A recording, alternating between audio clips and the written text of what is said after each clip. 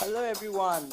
Welcome to Fitness Root Podcast. And today we have Raman Grover with us.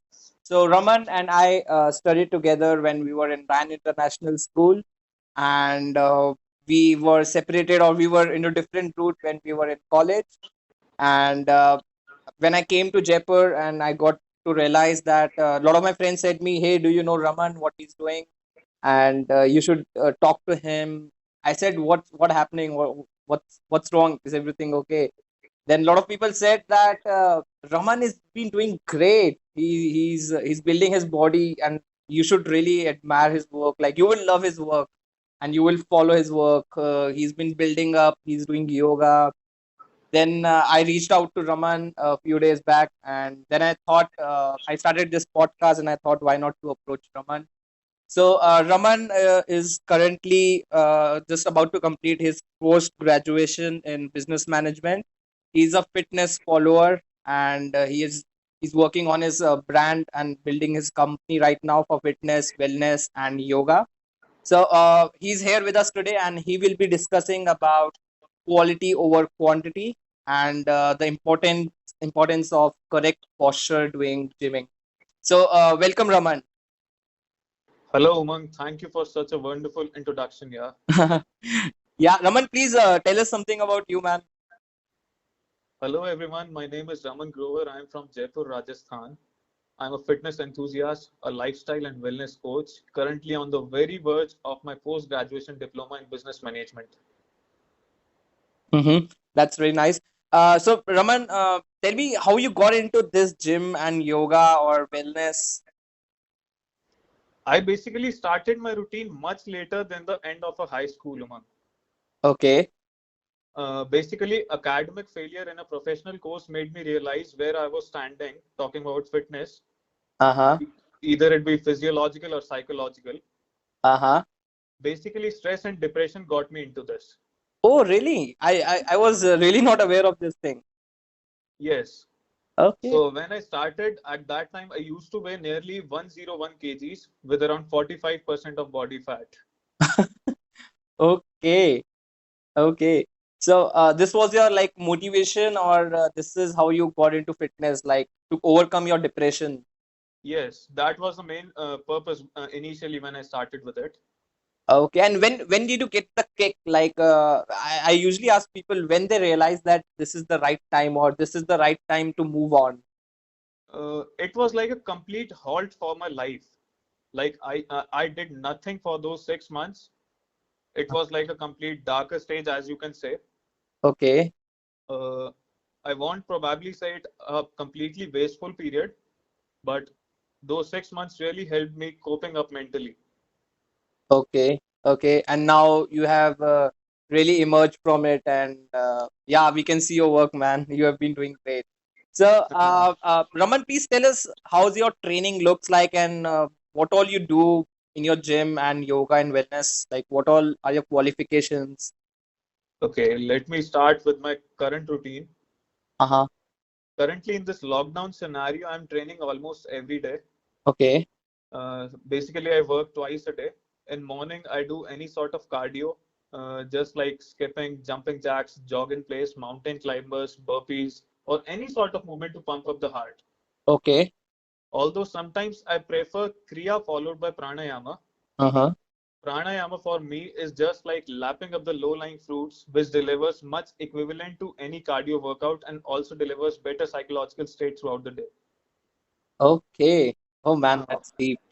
yeah, Okay, so you practice yoga almost every day, right? almost every day. Wow, it requires a lot of patience, I guess, right? I have earned it. 100. Okay, yeah, man. I have tried it a lot, but I'm not so regular to it. But yeah, I practice day or so. Like, You're surely following your sport. yeah, yeah, exactly. Like, I'm into different sports at the moment. But yeah, I think yoga also helps me to stabilize my movements and my posture. Yes, of course. Just learning. So, tell me, like, what some people have wrong myths about gym. Like, people do have a lot of myth about gym. Like, I also had a lot of myths, but I cleared out easily. So, tell some myths. Like, Okay, first of all, I would like you to tell about what kind of myths you had.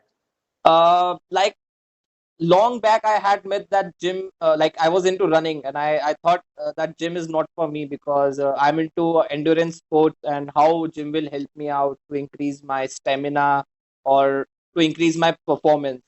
But later when I studied about it and I approached to a lot of people, then I realized that at least like gym is really helpful for runners also if they do it in a proper form, in a proper routine. So I had a lot of myths, so that's why I asked you. Okay, basically, what you differentiated is running on a piece of iron and running on ground. Uh-huh. Is that it? I don't know what you mean to say about this, but yes, Basically, I meant you like running on treadmill or running in ground more. outdoors, not on treadmill. So first of all, the main thing is when you run outdoors, the oxygen consumption is on the next level. That is higher intake of oxygen you have Okay. when you run outside. Uh-huh. And secondly, when you're talking about gym, that is not specifically about your running routine. Mm-hmm. You can of course do your trainings on the ground as well, Mm-hmm. not specifically in the gym. Okay. Yeah. Okay. Yeah. And what are the common myths which people have, which you have came across? Like people might have talked to you that I have that myth. So can you share with us some of those? People basically they fail to count on their nutrition, their calories Uh, when they're on a fat loss journey in the gym. okay. So the number one reason is their failure to count their macros, their nutrients, their calories. Uh-huh. And secondly, the myth is that when they leave the gym, their body will get slouchy back again. Okay. Well, that's not exactly the case if you really follow a routine of good diet. Okay.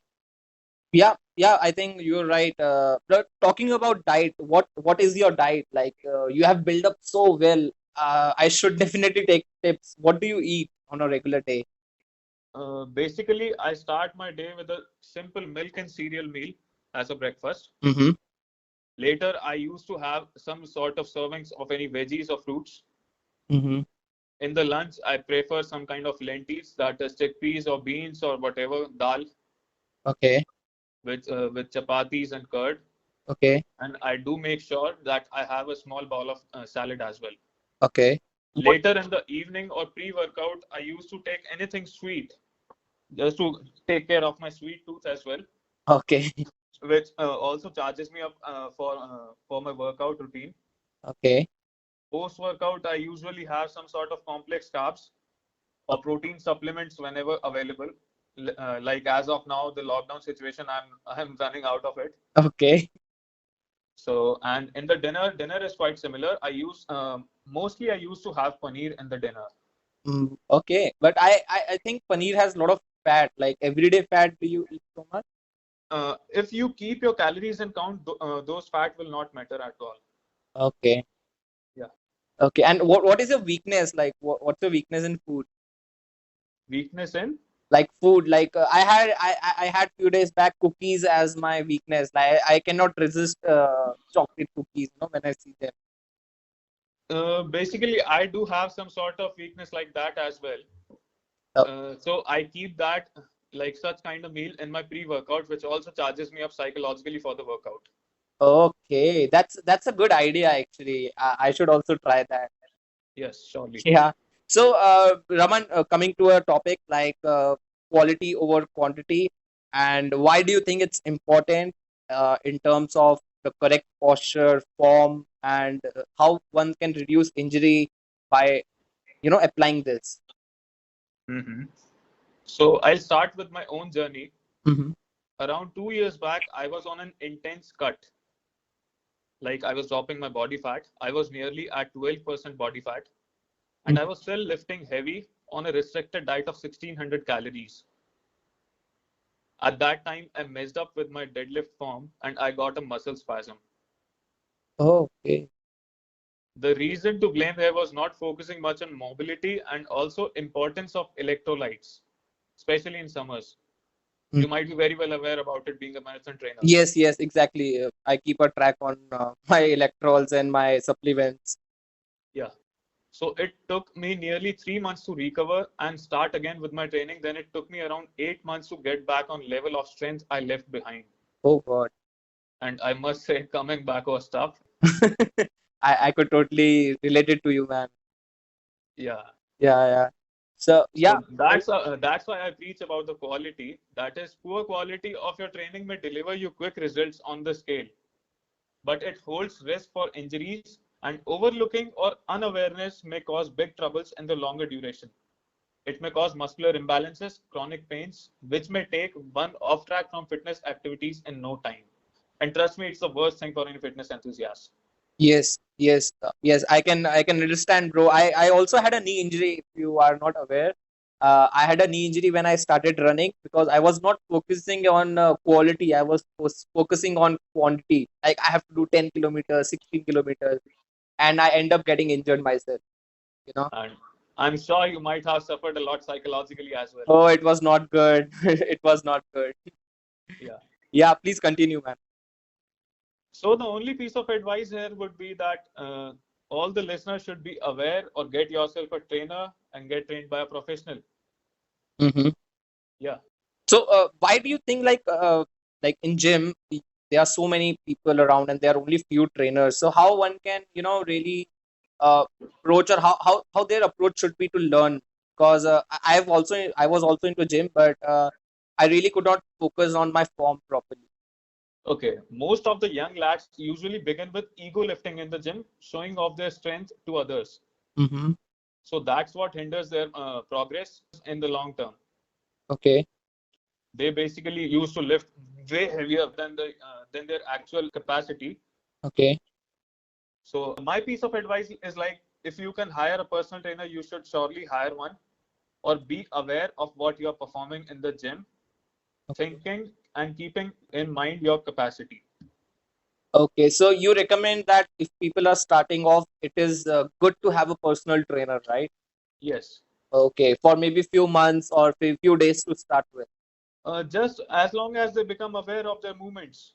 Yes, I think I have missed on this thing when I started gym because I never had someone who can guide me through it. But surely, if I join gym now after this lockdown, I will definitely look for a trainer who can guide me and teach me better about the posture and injury so that I can not have injury again.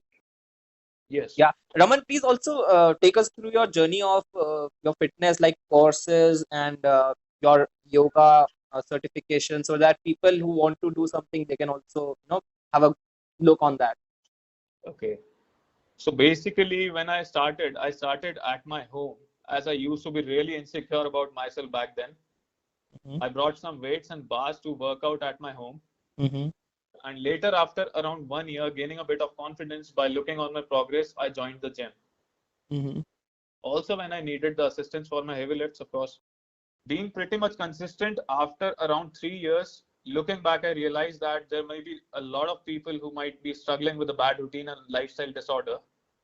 So I decided to get myself certified in the field of fitness and personal trainer, which later extended to yoga teacher certification and nutrition certification, which I acquired the latest.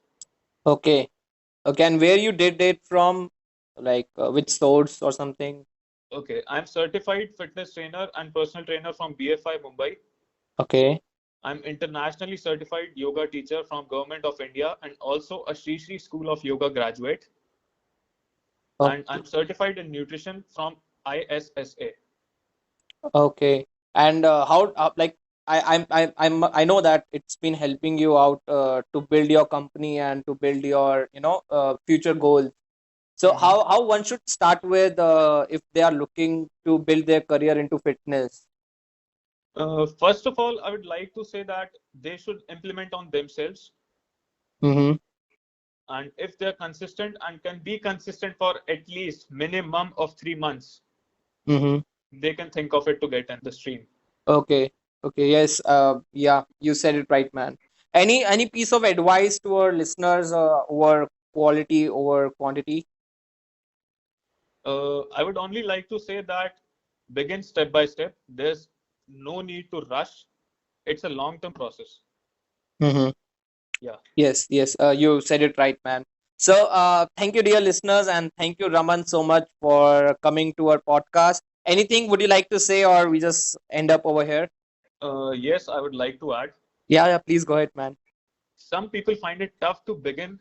That's absolutely normal as they might have prioritized their life differently.